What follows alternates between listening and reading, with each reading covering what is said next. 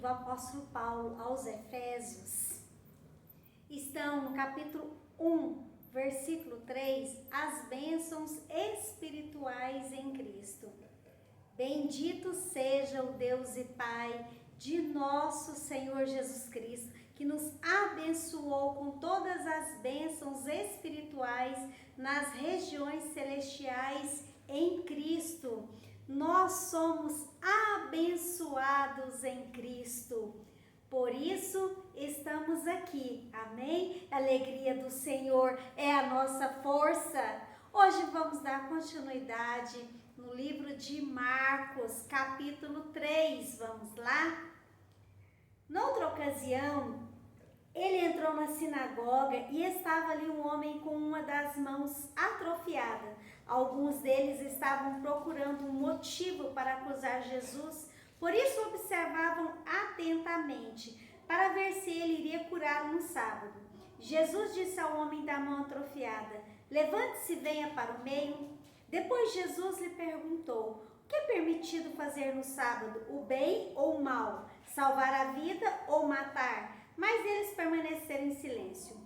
Irado, olhou para os que estavam à sua volta e, profundamente entristecido por causa do coração endurecido deles, disse ao homem: estenda a mão. Ele a estendeu e ela foi restaurada.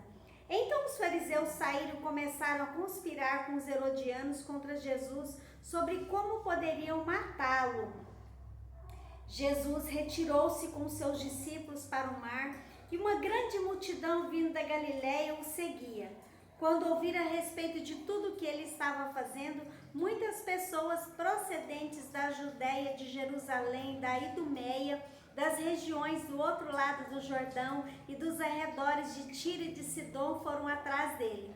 Por causa da multidão, ele disse aos discípulos que eles preparassem um pequeno barco para evitar que o comprimissem, pois ele havia curado a muitos, de modo que os que sofriam de doenças ficavam se empurrando para conseguir tocar nele.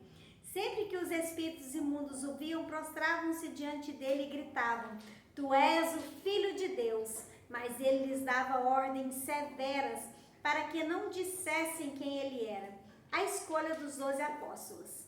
Jesus subiu a um monte e chamou a si aqueles que ele quis, os quais vieram para junto dele. Escolheu 12, designando-os apóstolos, para que estivessem com ele, os enviassem a pregar e tivessem autoridade para expulsar demônios.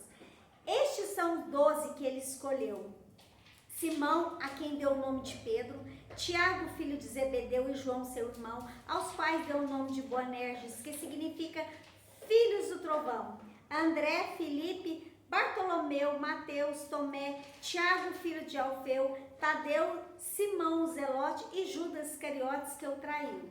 Então Jesus entrou numa casa e novamente reuniu-se ali uma multidão, de modo que ele e os seus discípulos não conseguiam nem comer. Quando seus familiares ouviram falar disso, saíram para trazê-lo à força, pois diziam: ele está fora de si. E os mestres da lei que haviam descido de Jerusalém diziam: ele está com Belzebu, pelo príncipe dos demônios é que ele expulsa demônios. Então Jesus os chamou e lhes falou por parábolas: como pode Satanás expulsar Satanás? Se o reino estiver dividido contra si mesmo, não poderá subsistir.